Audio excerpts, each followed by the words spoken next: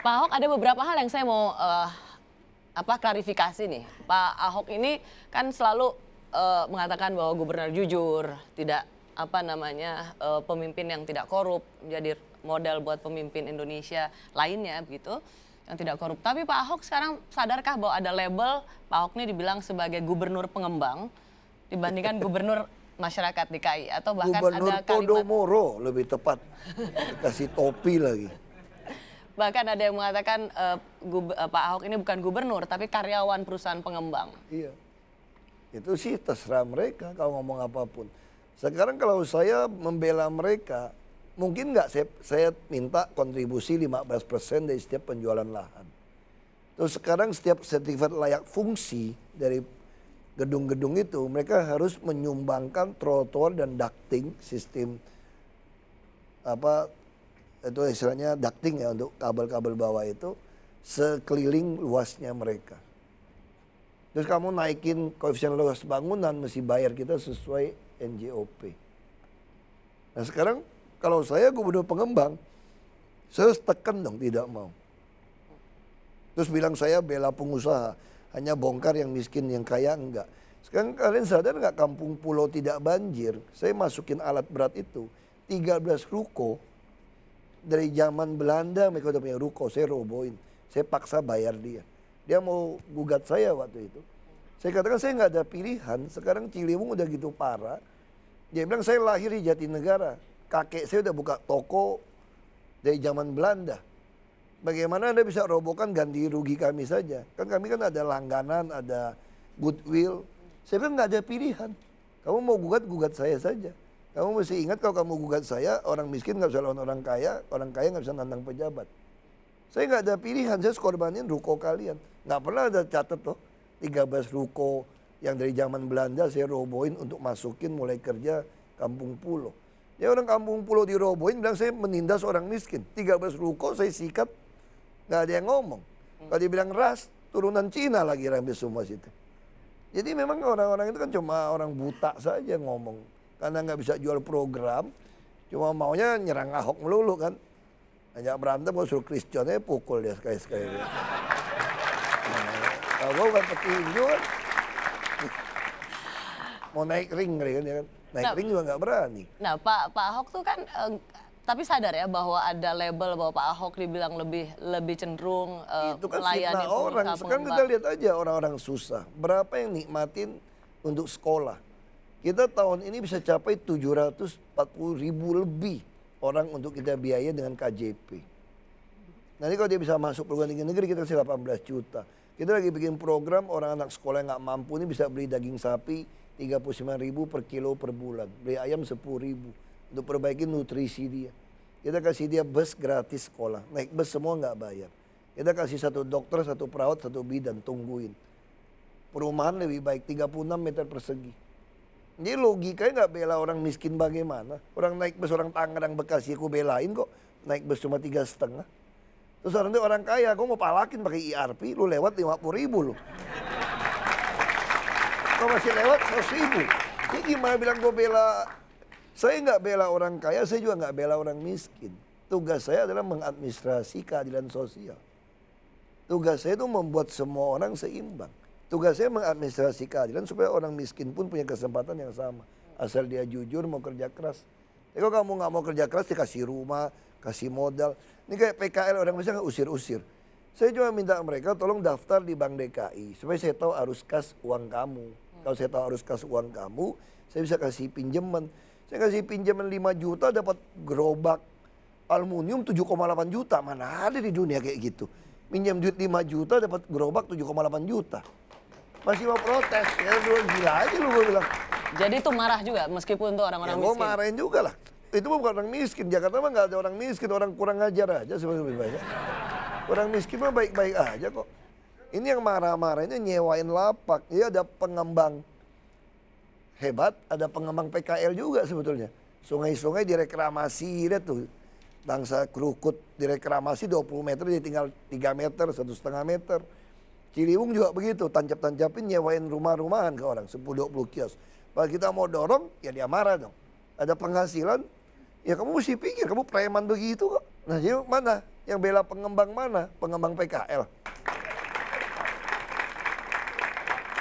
Tokoh politik itu, ketua umum partai, saya sebut saja Pak Prabowo, menyebutkan kalau tidak mendukung Sandi Uno atau yang mendukung lain, maka itu antek asing. Tanya sama beliau udah jawabnya, gue juga nggak ngerti, mungkin keseleo lidah kali dia. Namanya slip tongue aja gitu. Itu kan sesuatu, saya nggak tahu maksudnya apa, tapi kalau saya pernyataan itu benar, itu sih sebenarnya keterlaluan sekali pernyataan. Mungkin konteksnya begini, soal reklamasi nih Pak Ahok. Maksudnya asing-asing gimana? Soal reklamasi nih Pak Ahok, bahwa itu akan dibangun begitu untuk properti. Sekarang reklamasi saya tanya. Bentar, saya selesaiin dulu. Reklamasi, properti, dan properti itu memang investasi dari para pengusaha mainland atau dari Tiongkok. Kata siapa? Nah itu dikaitkan Sekarang bahwa kata siapa? ketika Pak Ahok berkuasa lagi, maka itu hanya akan membuat dominasi perekonomian Cina di Indonesia. Itu kan namanya rasis otak lu kalau gitu, otaknya. Nah terus Anda bilang pulau ini nanti beli dari mainland China beli. Sekarang pakai otak pelan-pelan gitu ya. Harus dengar baik-baik ini. Semua pulau hasil reklamasi itu sertifikat punya DKI. Kamu bikin sertifikat di atas sertifikat saya itu hanya 30 tahun. Waktu kamu nyambung itu kena bayar 5% HPL. Kayak Ancol sekarang teriak. Ancol kan reklamasi. Terus setengahnya buat fasum-fasos.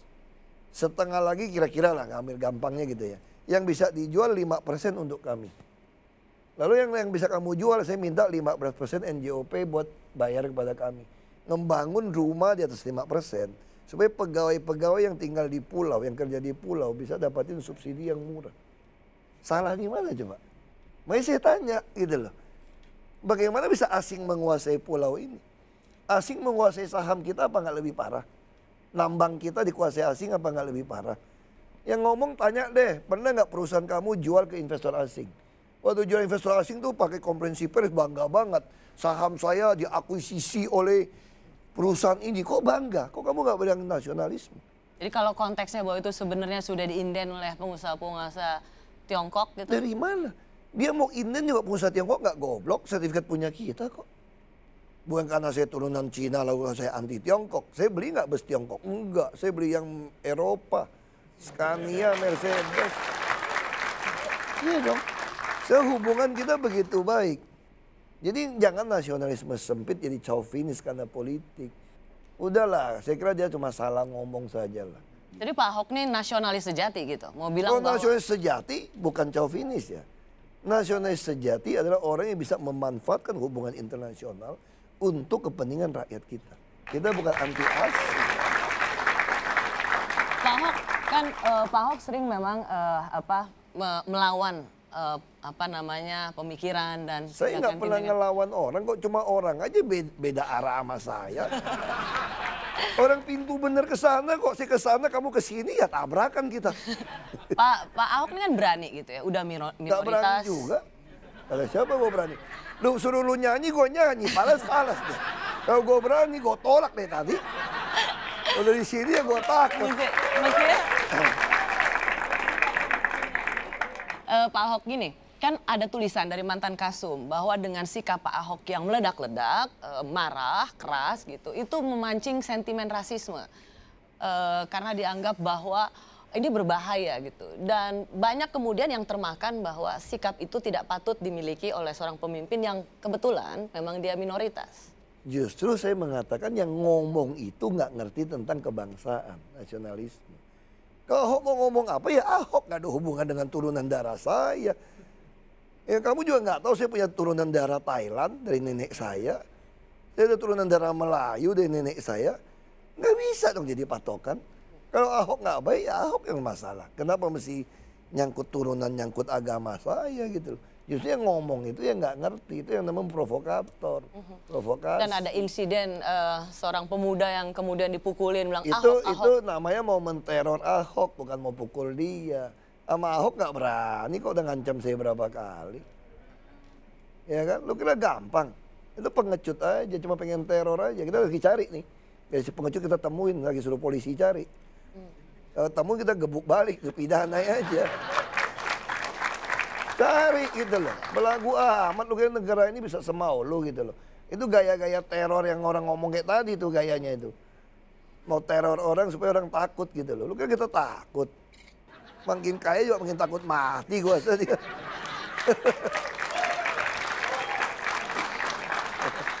Nah, kalau dengan situasi ini itu tetap tidak akan mengubah gaya komunikasi seorang Basuki Cahayapurnama. Ya gua udah bilang kan, nasib gua ini ya susah jadi gua nih gimana tuh.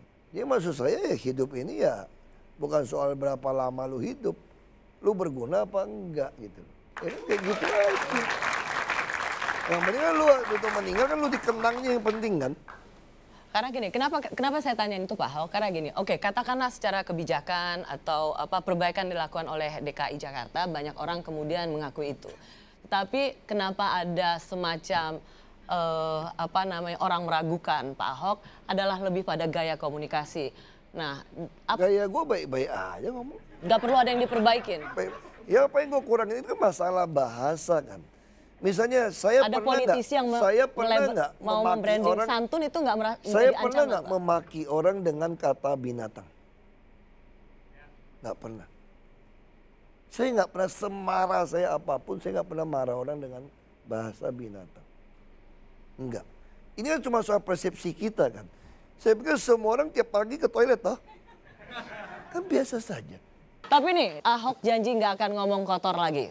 Makanya aku udah gak mau ngomongin lagi kata-kata yang tadi. Supaya gak kamu edit kan. Ya, supaya gak kamu edit ya udah deh. Santun. Pak Ahok gak berasa terancam kalau ada calon yang brandingnya santun? Sebenarnya gini aja lah. Masyarakat kita itu mesti dididik secara demokrasi. Kita ini udah 71 tahun merdeka. Nanti orang bisa ngerti kok mana yang pencitraan, mana yang pengaturan. Jadi saya kira nggak usah khawatir lah kalau memang kamu mutiara mau dibuangin di kubangan kerbau juga mutiara, pusing amat.